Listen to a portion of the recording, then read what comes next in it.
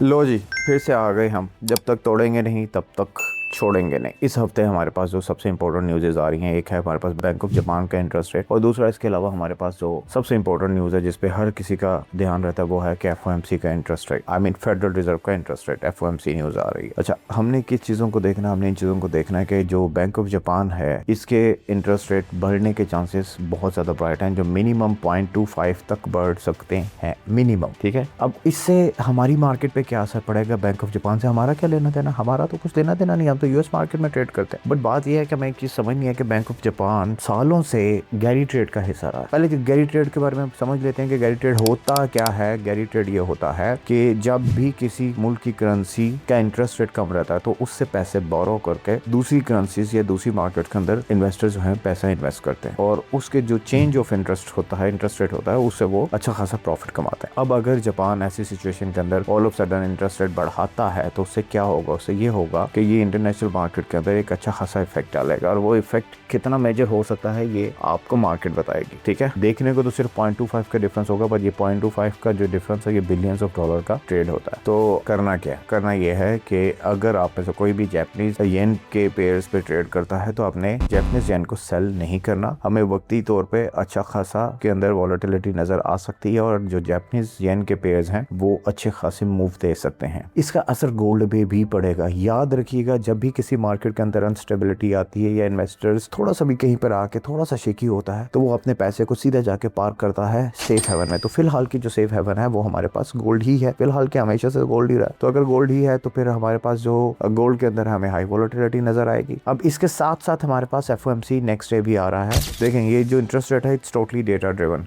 अगर bank of Japan भी अपने इंटरेस्ट रेट बढ़ा रहा है उसकी वजह ये नहीं है कि उनको कोई शौक है, उसका वजह ये है कि they have to stabilize their economy, क्योंकि जो मार्केट की सिचुएशन चल रही है, महंगाई की शरह वहाँ पे बहुत ज्यादा बढ़ती जा रही है, और महंगाई की शरह बढ़ने की वजह से उन लोगों को अपनी करेंसी को स्टेबल रखना है। जो वो नहीं रख पा रहे तो उनके पास एक ही ऑप्शन अभी फिलहाल बचता है कि वो अपना इंटरेस्ट रेट को बढ़ा के अपनी करेंसी को डी वैल्यू मजीद होने से बचाएं। ठीक है, अब इसी तरह जब यूएस सेशन यूएस के अंदर हम आ जाते हैं तो वहां पर अभी जो डेटा पॉजिटिव आ रहा है, इस पॉजिटिव डेटा की वजह से वो मार्केट के अंदर फिलहाल इंटरेस्ट रेट बढ़ा के मजीद इकोनॉमी को इफेक्ट नहीं कर सकते, क्योंकि डिस्टेबलाइज नहीं हो सकती करेंसी। अगर उन्होंने ज्यादा स्टेबलाइज किया इसका इफेक्ट फिर मार्केट पे आएगा और देखा जाएगा, तो फिर लोगों पे एक असर पड़ेगा, जो ले मैन उस पे पड़ेगा। तो कोई भी इकोनॉमी इस तरह की डिसीजन नहीं लेती। करंट सिचुएशन ये चल रही है कि यूएस का जो इंटरेस्ट रेट है वो अनचेंज रहेगा। मोस्ट प्रोबेबल 90% यही स्पेकुलेशन है कि अनचेंज रहेगा, और अगर यूएस का अनचेंज रहता है तो अगेन हमारे पास यूएस डॉलर थोड़ा सा हमें वीक होता नजर आएगा, और गोल्ड के ऊपर अगेन एक रैली हमें नजर आ सकती है। तो अगर ये दोनों इवेंट्स बैक टू बैक ऐसे ही जाते हैं तो हमें एक चीज नजर आएगी कि मार्केट के अंदर अच्छी खासी वॉलेटिलिटी होगी, जो कि 100% होगी। बट हमने कोशिश ये करनी है कि मार्केट को अच्छे से समझें, प्रॉपर रिस्क मैनेजमेंट के साथ ट्रेड करें। अब ये नहीं है क्या बोले कि सर क्या करें, ट्रेड नहीं करें? क्यों नहीं करें ट्रेड भाई? वजह समझ के करें, प्रॉपर रिस्क मैनेजमेंट के साथ करें, और टाइमली एग्जीक्यूशन के साथ अपना प्रॉफिट लेके मार्केट से आउट हो जाए। ठीक है, इन चीजों को जरा ध्यान रखिएगा। ये इवेंट्स मार्केट के बहुत इंपॉर्टेंट इवेंट्स होते हैं जो